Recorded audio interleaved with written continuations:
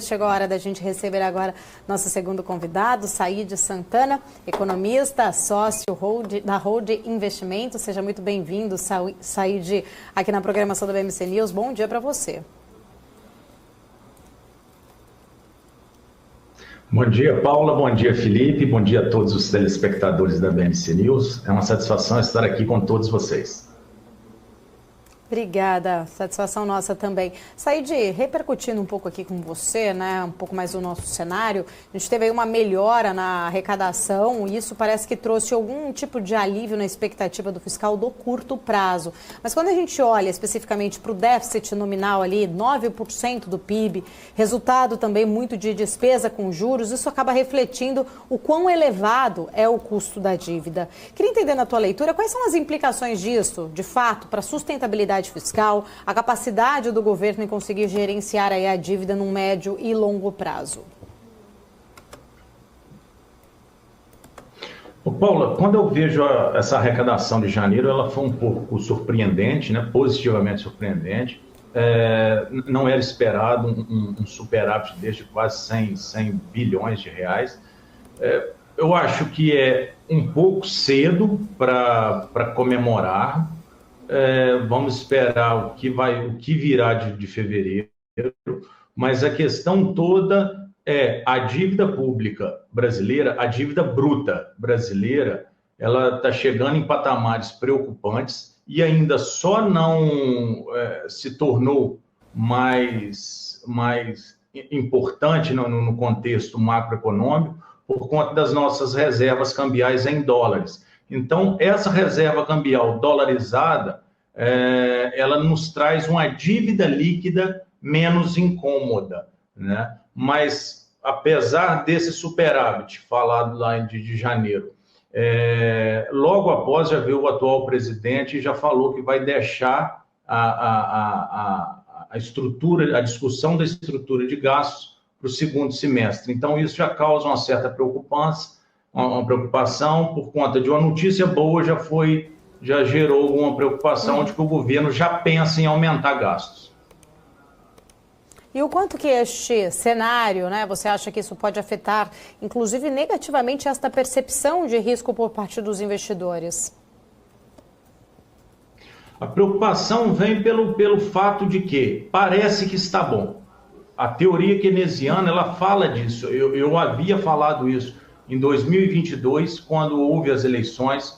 É natural da esquerda aumentar os gastos públicos. A teoria keynesiana, ela fala o que faz a locomotiva andar para frente, o PIB andar para frente, crescimento econômico, o consumo das famílias, investimento das empresas e gastos do governo. Então, seria natural que ao longo de 2023 os gastos do governo gerassem essa melhora de curto prazo. Então, ela é amparada pela teoria de Keynes sobre inflação de curto prazo, melhoras de curto prazo. O governo entra ali no crescimento econômico, gasta um pouco a mais, por isso que nós tivemos o déficit de 250 bi, e esse déficit faz com que a roda da economia gire. Só que a dívida sai um pouco e o déficit agora, para ser normalizado, também começa a perder um pouco de controle. Então, os investidores se atentam a isso. Bolsa não está subindo,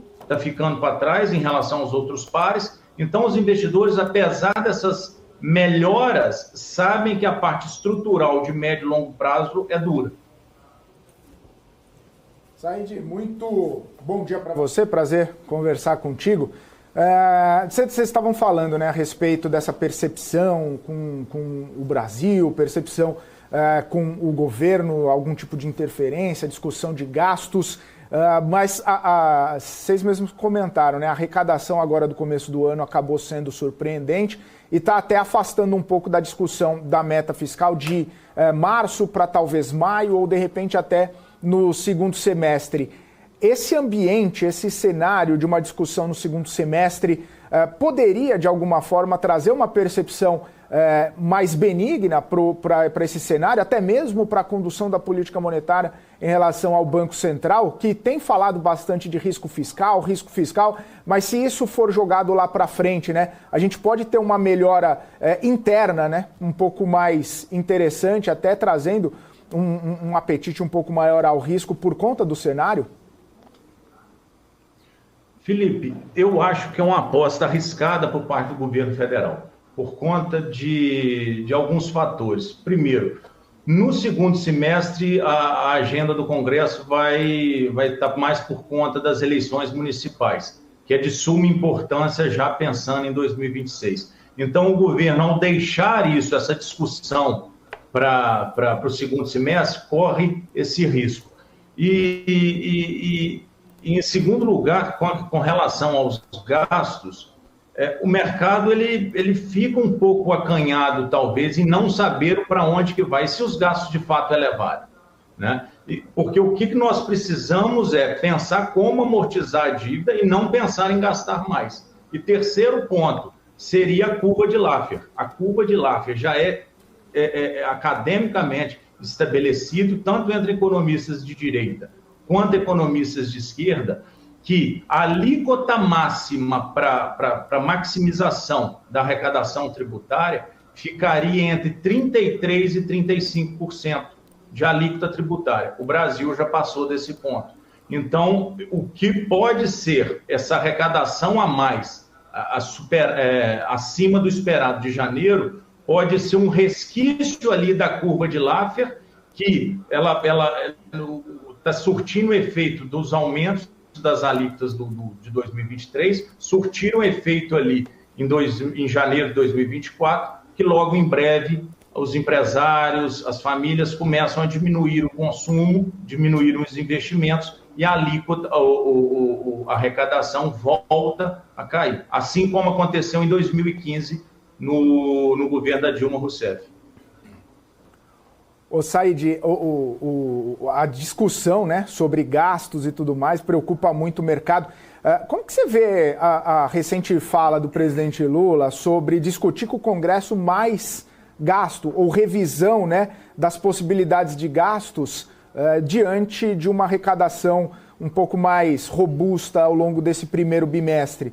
Só pontuando que acaba sendo não recorrente, né, por conta de algumas medidas arrecadatórias adotadas no fim do ano passado ou ao longo do ano passado, que concluíram nessa arrecadação um pouco mais robusta. É hora, é momento, tem argumento e fundamento para, de repente, uma discussão com o Congresso, uma revisão dos gastos ou potencializar esses gastos?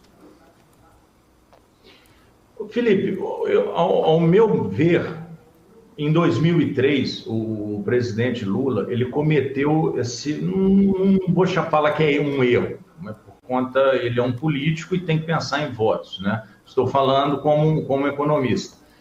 Em 2003, a China entra para a OMC e turbina as compras de commodities agrícolas e metálicas. Nisso, as empresas brasileiras começam a investir mais para atender essa demanda chinesa. E nisso que as empresas investem mais, os salários passam a ser maiores. Então, em 2003, nós tivemos dois vetores de crescimento importantes, que seria o consumo das famílias e os investimentos das empresas. O governo não tinha necessidade nenhuma de aumentar gastos. E, de fato, assim ele o fez. Então, o Brasil passou por uma década, 2003 a 2010, de crescimento volumoso, pois tinha uns 3 vetores de crescimento apontando para cima. Consumo das famílias, investimento das empresas e gastos do governo. O governo, lá naquela época, se não tivesse gasto, o Brasil não tivesse aumentado os gastos, feito a responsabilidade fiscal, o Brasil hoje estaria num outro patamar. Então, é visto com uma certa preocupação, pois a dívida pública ela existe e o custo da dívida ela gira em torno de 10% a 11%. Então, se nós temos uma dívida pública bruta, federal, de 8 trilhões de reais, isso significa que somente de juros são corrigidos anualmente em torno de 800 a 880 bilhões de reais. Então, isso é preocupante. O governo não deve pensar em aumentar gastos, porque o governo já ampara bastante gente, os mais necessitados, melhora a estrutura de gastos. Perfeito. Said, agradeço sua participação, obrigado por estar aqui com a gente nessa segunda-feira, volte mais vezes. Até uma próxima, ótima semana para você.